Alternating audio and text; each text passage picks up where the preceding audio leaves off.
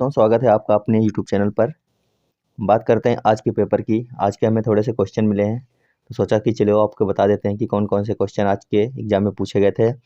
कुल मिलाकर के आज के पेपर का सार ये रहा है कि पेपर आसान तो नहीं कह सकते हैं, लेकिन मॉडरेट टू हाई लेवल का पेपर रहा है आपका। मतलब कि मीडियम टू हाई रेंज का पेपर आ रहा है इस समय, जो आज की शिफ्ट में आया है मॉर्निंग की। तो आप लोग मेहनत को करते रहिए, क्योंकि पेपर आसान नहीं आ रहा है। काफ़ी उल्टे सीधे क्वेश्चन पूछ रहा है, घुमा घुमा के। देखते हैं कौन कौन से क्वेश्चन आए थे। तो एक क्वेश्चन आपका आया था पट्टा चित्रकारी से संबंधित। पट्टा चित्रकारी किसे कहते हैं या फिर कहाँ पर की जाती है ये। एक आया था लिम हाफेन, ये कहाँ की डिश है। लिम हाफेन या फिर किस प्रकार की डिश है, ऐसा कुछ रहा होगा क्वेश्चन। एक आया था विटामिन सी का मुख्य स्रोत क्या है। विटामिन सी से संबंधित क्वेश्चन आया था। विटामिन सी के बारे में आप लोगों ने अभी जब कोरोना हुआ था तो काफ़ी चर्चा होती थी कि ऐसा ऐसा कुछ खाइए जिसमें ज़्यादा विटामिन सी मिलता हो। तो आप लोगों को दिया गया होगा वहाँ पर 3-4 चीज़ें ऑप्शन में होंगी, संतरा होगा, आंवला होगा, इस प्रकार से। तो पूछा गया होगा कि विटामिन सी सबसे ज़्यादा किस में है। तो एक आया था मधुबनी पेंटिंग कहाँ की है, मधुबनी पेंटिंग। एक क्वेश्चन आया था वैन हिले। वैन हिले से आया था त्रिभुज से संबंधित, कि जब बच्चा त्रिभुज को पहचानने लगता है तो वो कौन सी स्टेज होती है। तो क्वेश्चन आया था वैन हिले से संबंधित, कि जब कोई बच्चा त्रिभुज को पहचानता है तो वो किस स्टेज में पहुंच जाता है। इस प्रकार से आपको क्वेश्चन देखने को मिला था। आगे क्वेश्चन आया था वर्ली जनजाति कहाँ से है, या मतलब कि कहाँ पर निवास करती है वर्ली जनजाति। एक आया था चंगपा जनजाति कहाँ निवास करती है, चंगपा जनजाति। दो क्वेश्चन हो गए जनजाति से, एक वर्ली और एक चंगपा। एक आया था ठंडा रेगिस्तान कहाँ पाया जाता है। ठंडा रेगिस्तान के बारे में पूछा गया था, कहाँ पाया जाता है। एक आया था लेह लद्दाख, यानी केंद्र शासित प्रदेश से आया था कि निम्न में से कौन सा एक केंद्र शासित प्रदेश है। शायद इस प्रकार का क्वेश्चन रहा होगा।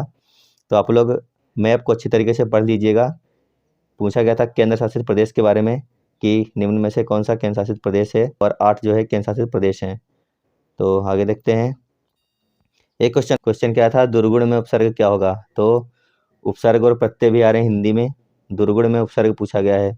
हो सकता है कि अगला जब मतलब कल पेपर हो आपका अगली शिफ्ट में, तो उसमें उपसर्ग की जगह पर प्रत्यय भी पूछ सकता है। एक क्वेश्चन आया था टेपिकोवा का दूसरा नाम बताना था आपको। टेपिकोवा का दूसरा नाम आपको बताना था। काफ़ी मतलब उल्टे सीधे क्वेश्चन बनाए गए हैं, घुमा घुमा के, आसान क्वेश्चन नहीं कह सकते हैं। तो एक आया था व्यक्तिवाचक संज्ञा के बारे में पूछा गया था कि निम्न में से व्यक्तिवाचक संज्ञा के ऑप्शन में रहा होगा गंगा, गाय, मनुष्य, इस प्रकार से कुछ भी रहा होगा। तो व्यक्तिवाचक संज्ञा के बारे में भी एक क्वेश्चन पूछा गया है। संज्ञा के बारे में, संज्ञा अगर आपको आती है तो ठीक है, अगर नहीं आती है तो हमने वीडियो बना रखे हैं संज्ञा सर्वनाम क्रिया विशेषण से संबंधित, तो जाकर के प्लेलिस्ट में देख लीजिएगा। ये क्वेश्चन 16 को भी आया था और आज भी देखने को मिला है, ब्रेन लिप से संबंधित। तो ब्रेन लिप के आप लोग सही से पढ़ लीजिएगा। वीडियो जो हैं अपने चैनल पे बने हुए पड़े हैं, थ्योरी KVS के, तो वहाँ से जाकर के देख लीजिएगा। ब्रेन लिप के बारे में लगातार 2 दिन 2 क्वेश्चन बन चुके हैं। क्या क्वेश्चन आया था कि आलू क्या होता है। आलू क्या होता है, जड़ होता है, तना होता है, मतलब इस प्रकार से रहा होगा। एक आया था कि दक्षिण भारत में कौन सी भाषा बोली जाती है। दक्षिण भारत में यानी कि साउथ इंडिया की तरफ कौन सी भाषा बोली जाती है। 4 भाषा दी गई होंगी आपको, तो उनमें से आपको छाट के बताना रहा होगा कि दक्षिण भारत की इनमें से कौन सी भाषा हो जाएगी। एक क्वेश्चन था चंपारण कहाँ पर है। चंपारण के बारे में पूछा गया है, क्योंकि अभी जो अमृत महोत्सव शुरू किया गया था, ये चंपारण गुजरात से ही शुरू हुआ है। जो अपने आज़ादी का 75 जो अमृत महोत्सव मनाया जा रहा है, शायद इसीलिए पूछा गया होगा। करंट से शायद जोड़कर कुछ पूछा गया है कि चंपारण कहाँ पर है। तो चंपारण कहाँ पर है, गुजरात में है चंपारण। एक आया था जंगली गधा अभ्यारण्य के बारे में पूछा गया था, कहाँ पर है ये जंगली गधा अभ्यारण्य कहाँ पर है। तो क्वेश्चन काफ़ी मतलब कि ये नहीं कह सकते कि आसान आ रहे हैं, घुमा फिरा के क्वेश्चन आ रहे हैं और थोड़े से कठिन क्वेश्चन आ रहे हैं। अगर आपने सही तरीके से तैयारी नहीं की है तो आपको कठिनाई आ सकती है एग्जाम में फ़िलहाल तो। एक आया था झूम खेती कहाँ होती है, ये क्वेश्चन पढ़ा हुआ है, झूम खेती कहाँ होती है। तो एक क्वेश्चन आया था खारा पानी मृत सागर होता है, उसके बारे में पूछा गया था कि उसमें नमक की कितनी मात्रा होती है। मृत सागर में खारे पानी के बारे में कुछ पूछा गया था, इस प्रकार से क्वेश्चन था कुछ। एक आया था उत्तरी ध्रुव में कौन सा पक्षी पाया जाता है।